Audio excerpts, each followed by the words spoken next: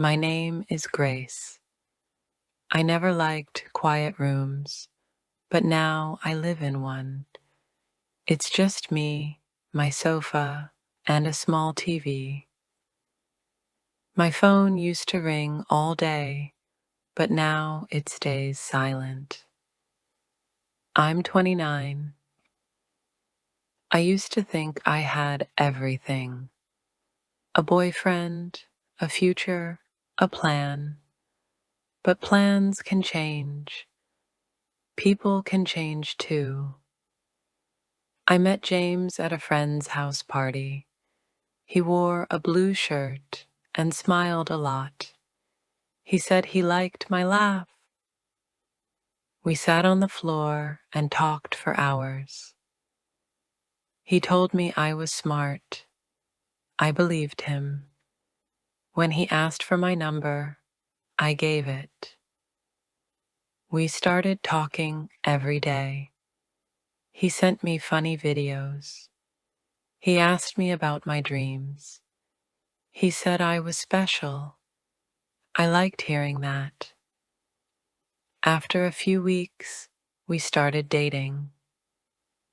I was happy. James came to my place with pizza and flowers. He helped me wash dishes. He told me, "You are the best thing in my life." I cooked for him. I stayed up late waiting for his calls. I felt lucky. But love does not always stay kind. After a few months, James changed. First, he texted less. Then he stopped calling at night. He said, "I'm tired," or "I forgot."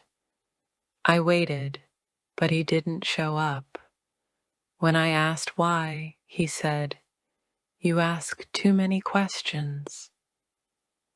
I thought maybe I talked too much, so I stayed quiet. Sometimes he laughed at my clothes. He said, "That shirt looks cheap." When I burned the toast once, he said, "Can you do anything right?" I smiled and said, "I'll make a new one." He rolled his eyes. He didn't bring pizza anymore. He stopped saying nice things, but I still waited for his messages. I still hoped he would be like before. One day, I saw a girl's photo on his phone. She sent him hearts. I asked, "Who is she?" He said, "Don't touch my phone." I said, "I saw the messages."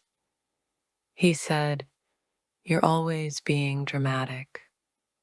I cried that night, but the next day I made him breakfast. He said nothing.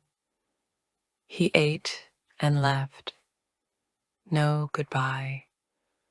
No thank you. My friends said, "You look sad lately." I said, "I'm just tired." One evening, he came over late. He smelled like perfume, not mine. I asked, "Where were you?" He said, "Don't start again." I said, "You didn't answer your phone." He said, "You're lucky I'm here at all." I felt my chest hurt. I said, "Do you still love me?" He laughed and said, "Don't be so needy." After he left, I stood at the sink for a long time. The water ran, but I didn't move. I looked at my hands. They were shaking. I whispered, "What happened to us?" But I already knew. He changed, or maybe he was always like this. I started checking my phone less. I stopped wearing makeup. I wore the same old jeans to work. I worked at a clothing shop. I helped people find shoes, bags, shirts. I said, "You look great," to strangers, but I didn't feel great myself. One day, I dropped a cup and it broke. James said, "You break everything." I looked at him and said nothing. I cleaned the floor. He sat on the sofa and watched TV. That night, I couldn't sleep. I stared at the ceiling. I asked myself, what am I doing here? I used to laugh. I used to paint. I used to write poems. Now I only cleaned, cooked, waited. Another night, I made his favorite dinner. He came late. He didn't eat. He said, "I had food outside." I said, "You could have told me." He said, "Don't act like my mom." The next day, I stayed late at work. I didn't want to go home. My manager said, "You can leave now." I walked slowly. It was cold.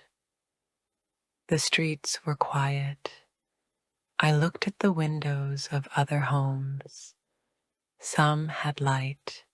Some had music. I felt like a ghost. At home, I didn't cook. I just sat on the floor. My hands felt cold. I didn't cry. I was too tired to cry. When James came, he looked around. "No food?" he asked. I said, "I didn't feel like it." He said, "So you're lazy now?" Something inside me moved. It was small, but it was there. I said, "I don't think this is working." He stared at me. "What did you say?" I said, "I don't feel happy." He laughed. "You're too emotional. No one else will want you." I stood up. My voice was quiet, but clear. "Maybe I don't want someone like you." He left. I sat down again. The room was still quiet, but it felt different. I felt a small peace in that silence. I looked at the window. The moon was bright. For the first time in a long time, I breathed slowly. I still hurt, but I felt something else too. I felt myself again. The next morning, I woke up early. The bed felt big and cold, but the room was quiet. There was no shouting, no heavy words, just air, just space.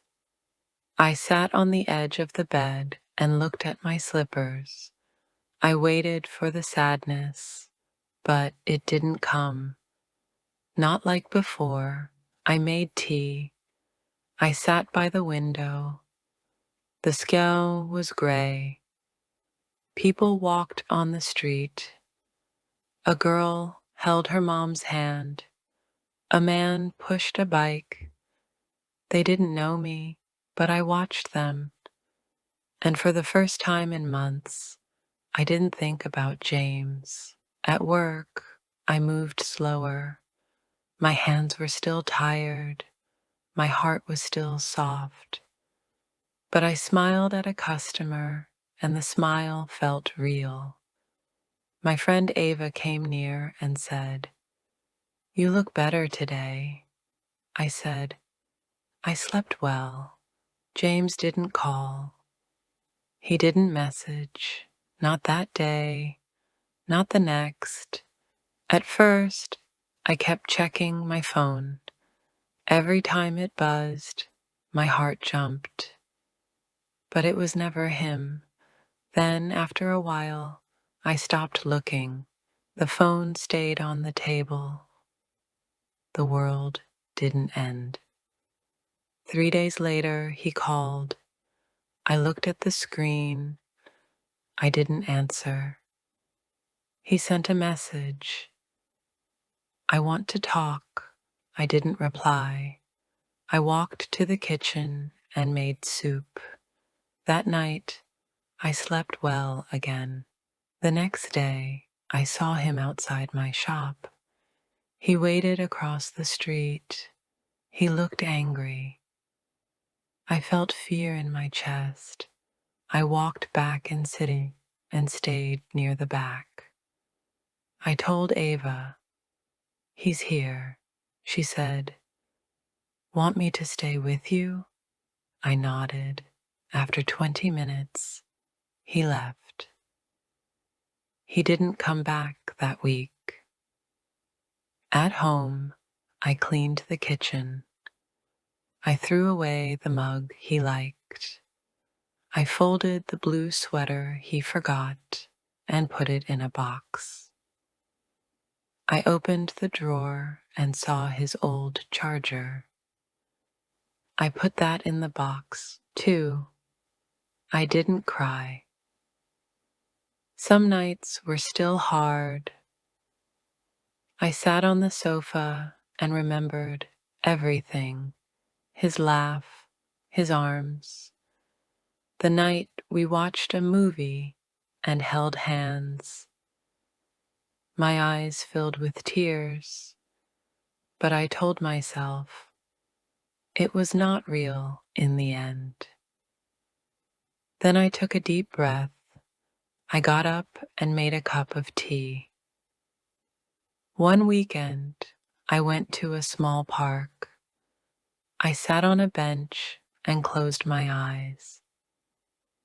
The wind touched my face. Kids played near the trees. A boy ran with a red ball. A girl chased her dog. I smiled. I felt light. A woman sat next to me. She said, "Nice day." I said, "Yes, it is." She said, "Are you waiting for someone?" I said, "No, just sitting." She said, "Me too." We talked a little. Just small words, but they felt warm. Before I share the rest of my story, I want to ask you something. Where are you listening from? Sometimes I wonder if someone out there truly hears me. Someone who understands what I'm feeling.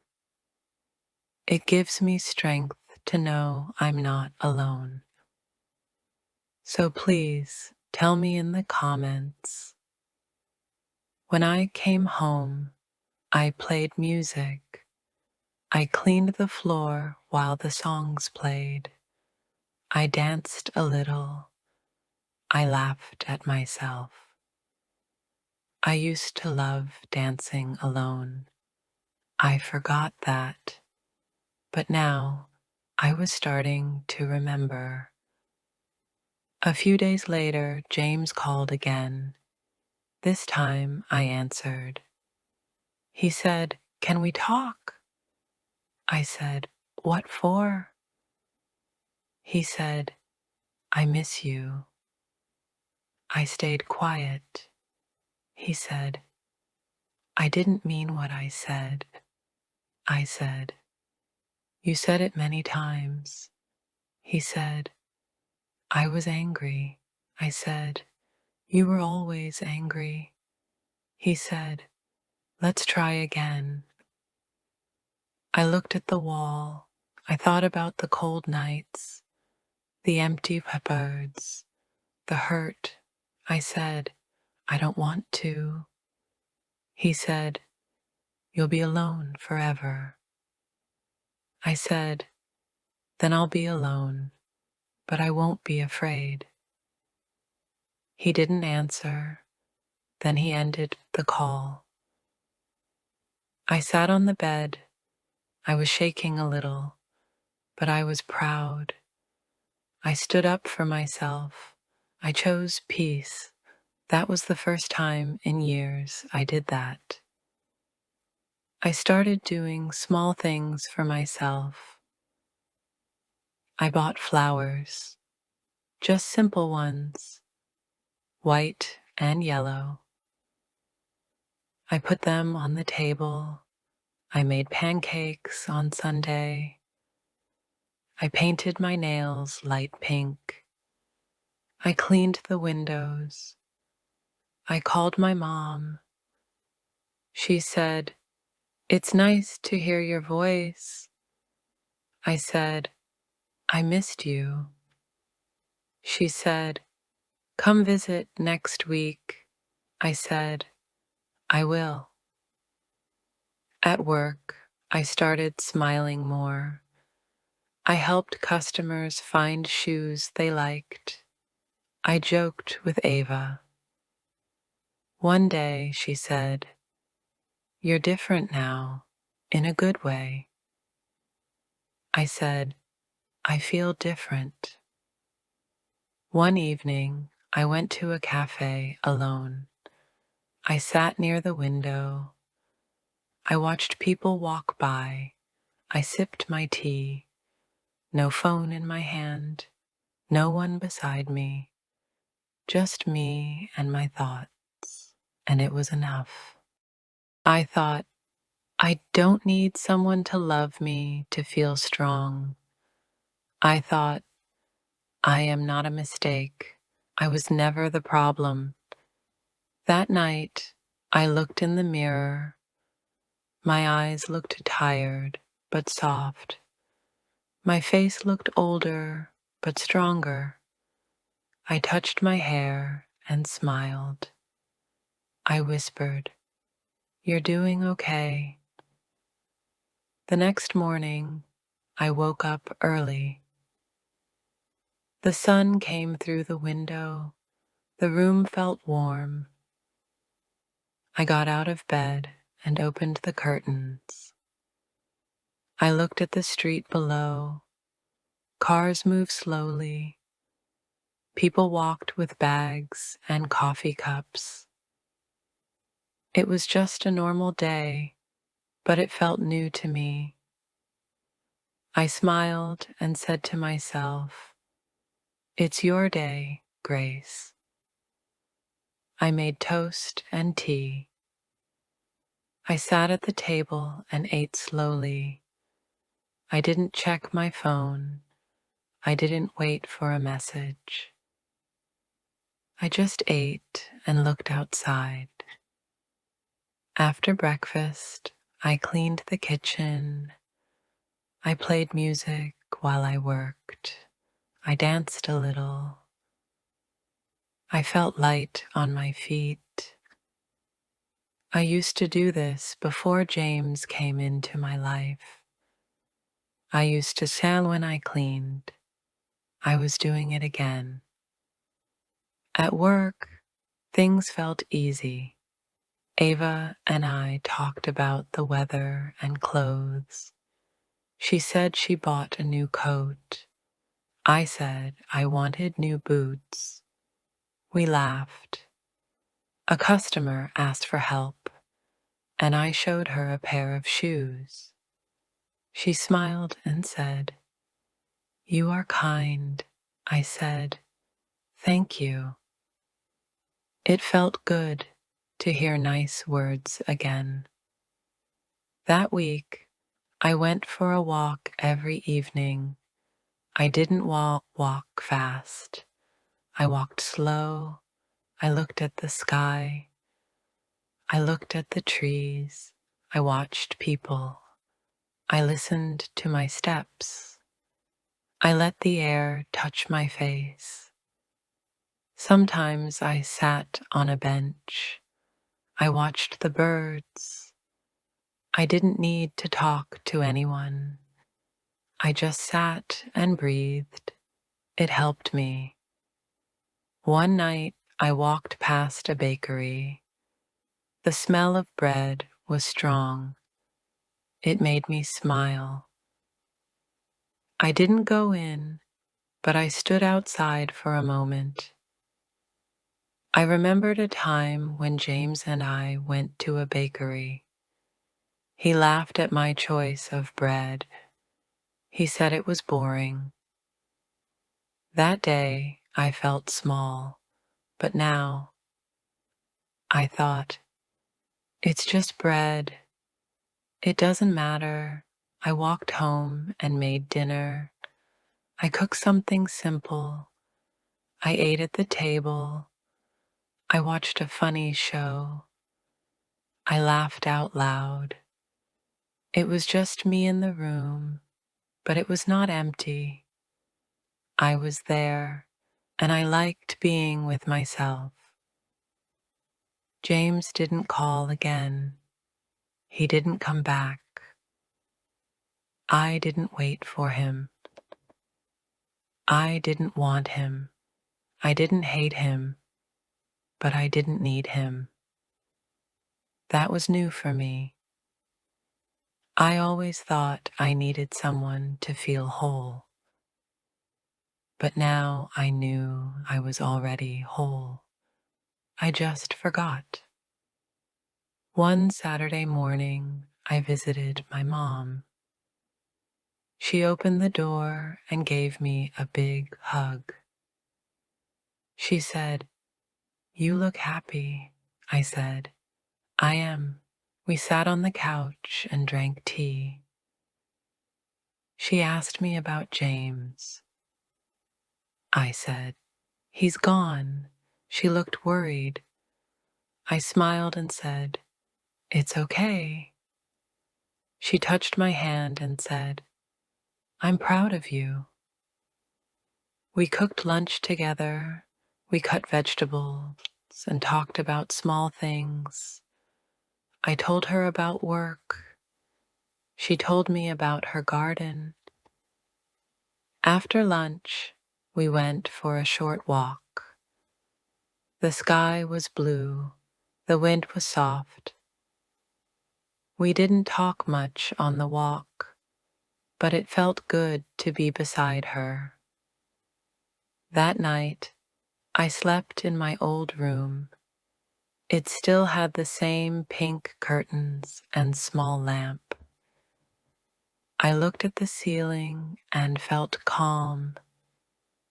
No heavy thoughts, no fear, just rest. I slept deeply. The next day, I came back home. My apartment looked the same, but I felt different inside. I was ready to move forward. I was ready for new things. On Monday, I cleaned out my closet. I gave away clothes I didn't wear. I found old photos. Some were of me and James. I looked at them for a minute. I felt a little pain, but I didn't cry. I put them in a box and closed it. I wrote a list. Not a big list, just a few things I wanted to do. Number 1, go to the park every week. Number 2, call mom more often. Number 3, learn to cook new meals. Number 4, paint something again. I put the list on the fridge. I smiled when I looked at it. A few weeks later, I took a painting class. It was in the evening. The teacher's name was Ben. He was calm and friendly. He showed us how to mix colors. I held a brush and felt nervous at first, but when I started, I felt happy. I painted a tree with yellow leaves. It wasn't perfect, but it felt good. Ben walked by and said, "That's nice." I said, "It's been a long time." He smiled and said, "Well, you're doing great." After class, I walked home. The sky was dark. The air was cool. I held my painting in my hand. I looked at it and smiled. I didn't think about James. I thought about me. I thought, "You are strong. You are new." I went to class every week. I painted trees, houses, skies. Sometimes I messed up.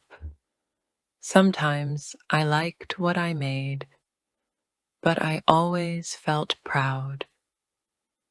At work, I still helped customers, but I also helped myself. I said nice things to myself in the mirror. I wore shirts I liked. I cut my hair a little. I walked taller. One afternoon, I saw James again. It was at the market. He was alone. He looked surprised. He said, "Hi." I said, "Hi?" He said, "You look different." I said, "I feel different." He said, "Are you seeing someone?" I smiled and said, "I'm seeing myself." He didn't know what to say. He looked down. Then he said, "I miss you sometimes." I said, "I don't miss who I was with you." He said nothing. I said, "Take care," and walked away. My heart was calm. My hands didn't shake. I didn't cry. I just walked with my head up. That night, I wrote a new list. I added, "Say goodbye to the past." Time passed. Seasons changed.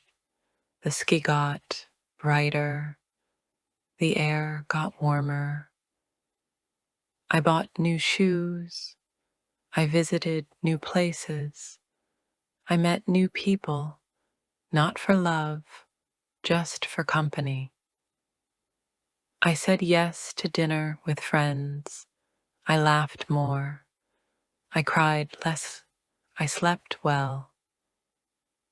I didn't need a man to feel loved. I didn't need anyone to say I was enough. I knew it now. I was enough when I was quiet. I was enough when I danced. I was enough when I failed and when I tried again. One day, I stood in the park and watched the trees move. A little girl ran past me. She smiled at me. I smiled back. Her mom walked behind her. She said, "Sorry." I said, "No need. She's full of joy." That's how I felt. Full of quiet joy. Not loud, not big, but strong. I walked home. I opened the door to my small apartment. I put down my bag. I turned on music. I danced in the kitchen. If this story touched your heart, don't forget to like, comment, and share. More emotional and inspiring stories are coming soon.